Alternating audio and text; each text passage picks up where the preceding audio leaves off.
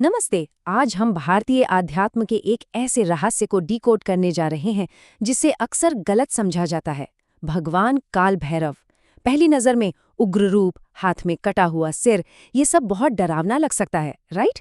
लेकिन असल में ये भयंकर स्वरूप करुणा, टाइम मैनेजमेंट और हमारी अल्टीमेट मुक्ति का एक बहुत ही गहरा सिंबल है। तो चलिए इस अनोखे पैराडॉक्स को गहराई से समझते हैं। शिव पुराण की एक बहुत ही ड्रामेटिक कहानी से शुरुआत करते हैं। ये कहानी हमें बताती है कि कैसे बड़े बड़े देवताओं को भी अपने ईगो यानी अहंकार का सामना करना पड़ता है। तो हुआ कुछ यूं था, भगवान ब्रह्मा और विष्णु के बीच एक बहस छिड़ गई कि दोनों में से सुप्रीम कौन है। तभी भगवान शिव एक अनंत प्रकाश स्तंभ के रूप में वहां प्रकट हुए। विष्णु जी ने तो अपनी सीमाएं मान ली, लेकिन ब्रह्मा जी ने ईगो में आकर झूठ बोल दिया कि उन्हें उस स्तंभ का सिरा मिल गया है। बस इसी झूठ और अहंकार को खत्म करने के लिए शिव के तीसरे नेत्र से एक उग्र ऊर्जा निकली, और वही थे काल भैरव।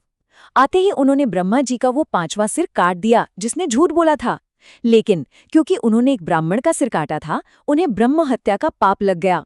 इसके प्रायश्चित के तौर पर वो एक भिखारी की तरह उसी खोपड़ी को हाथ में लेकर ब्रह्मांड में तब तक भटकते रहे जब तक कि वो पवित्र नगरी काशी नहीं पहुंच गए। वहां जाकर वो खोपड़ी उनके हाथ से गिर गई और उन्हें पाप से मुक्ति मिली। देखिए, ईश्वरीय शक्तियां भी कर्म के नियमों से कैसे बंधी हैं। अब इस भयंकर स्वरूप और उसके असली मतलब को डिकोड करते हैं। उनके रूप को अगर आप ध्यान से देखें तो वो मुंडमाला यानी खोपड़ियों की माला और बाघ की खाल पहने हुए हैं। अब ये सिर्फ डराने के लिए नहीं है, दरअसल ये चीजें हमें याद दिलाती हैं कि हमारा ये जो शरीर है वो परमानेंट नहीं है। ये हमें सांसारिक मोह माया से ऊपर उठने और अपने इस फिजिकल एग्जिस्टेंस से परे देखने की प्रेरणा देता है। उनके मुख्य हथियार त्रिशूल को ही ले लीजिए। ये कोई आम हथियार नहीं है। इसकी 3 नोकें हमारी लाइफ की 3 सबसे बड़ी प्रॉब्लम्स, अज्ञानता, अहंकार और इच्छा को नष्ट करने का प्रतीक है। मतलब उनका क्रोध किसी बाहरी दुश्मन पर नहीं है, बल्कि हमारे अंदर की कमियों पर फोकस्ड है। और ये चीज उनके बाकी अस्त्रों में भी बहुत खूबसूरती से दिखती है। एक हाथ में डमरू है जो समय के क्रिएशन और डिस्ट्रक्शन की कॉस्मिक बीट को कंट्रोल करता है, और दूसरे हाथ में पाश यानी एक फंदा है जो हमारी लाइफ में आने वाली नेगेटिव शक्तियों और बुरे कर्मों को बांध कर रखता है। एकदम परफेक्ट बैलेंस। चलिए अब बात करते हैं श्वान यानी उनके पवित्र काले कुत्ते के बारे में। काल भैरव का जो वाहन है काला कुत्ता, वो सिर्फ एक जानवर नहीं है, बल्कि अनकंडीशनल लॉयल्टी और आत्माओं की सुरक्षा का बहुत बड़ा प्रतीक है। और यहाँ एक बहुत ही इंटरेस्टिंग फैक्ट है।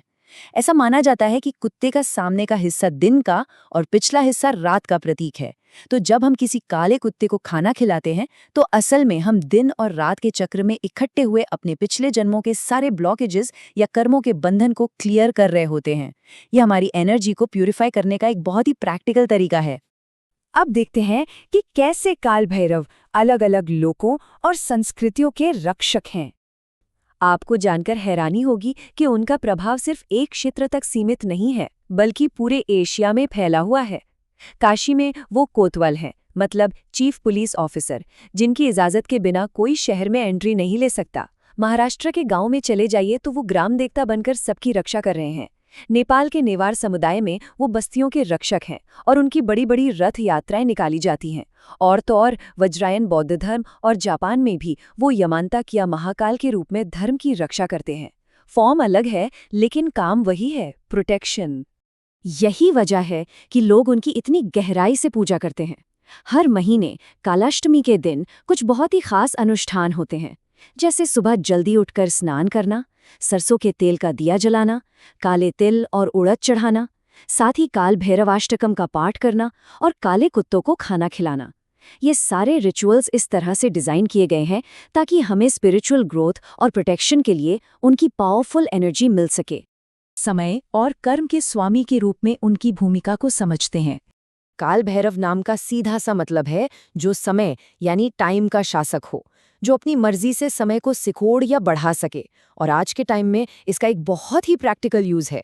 जब हम लाइफ में कंफ्यूज्ड होते हैं या चीज़ों को टालने लगते हैं, प्रोक्रेस्टिनेट करते हैं, तो उनकी ये प्रचंड एनर्जी हमारे अंदर की सुस्ती को पूरी तरह जला देती है। इससे हमें गजब की मेंटल क्लैरिटी मिलती है, जिससे हम तुरंत डिसीजन ले पाते हैं और अपने गोल की तरफ तेजी से बढ़ पाते हैं। लेकिन यहाँ एक बहुत बड़ा सवाल उठता है।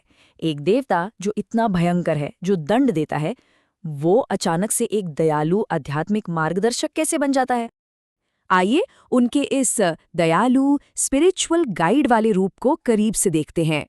उन भयानक दांतों और हथियारों के पीछे भैरव असल में एक ऐसे गुरु हैं जो हमारी सबसे गहरी एंग्जाइटी, खासकर मौत के डर को खत्म करना चाहते हैं। और ये जो नंबर 112 आप देख रहे हैं, ये कोई रैंडम नंबर नहीं है। एक बहुत ही प्राचीन ग्रंथ है, विज्ञान भैरव तंत्र। उसमें भगवान भैरव ने अपनी पत्नी भैरवी को सेल्फ रियलाइजेशन यानी आत्मज्ञान के 112 तांत्रिक तरीके सिखाए थे। इन 112 तरीकों में बहुत कुछ शामिल है, जैसे अपनी सांसों पर फोकस करना, शून्यता या वॉइड पर ध्यान लगाना, दिल के खाली स्पेस पर कंसंट्रेट करना और यहाँ तक कि इंटेंस इमोशंस को भी एक टूल की तरह इस्तेमाल करना। इन सब गूढ़ तकनीकों का पर्पस आपको डराना बिल्कुल नहीं था, बल्कि ये इसलिए थे ताकि हमारा दिमाग शांत हो सके और हम एक ट्रांसेंडेंटल यानी पारलौकिक चेतना का अनुभव कर सकें। विज्ञान भैरव तंत्र का ये कोट इस पूरी बात को बहुत ही खूबसूरती से समराइज करता है। मानसिक रचनाओं से मुक्त जागरूकता का क्षेत्र, बहती हुई पूर्णता की वह अवस्था भैरवी है जो भैरव का सार है। सोचिए, शुरुआत में हमने कटे हुए सिर और भयानक हथियारों की बात की थी, लेकिन उनका अल्टीमेट सच क्या है? एक प्योर अवेयरनेस और करुणा का ऐसा आनंदमय क्षेत्र जिसे शब्दों में बयां ही नहीं किया जा सकता। तो इस पूरी जर्नी के बाद क्या हम समय के रक्षक को अपने सारे भ्रम और ईगो नष्ट करने की परमिशन देने के लिए तैयार हैं? क्या हम उन्हें अंतिम मुक्ति की ओर हमारा मार्गदर्शन करने दे सकते हैं? इस पर जरूर विचार कीजिएगा।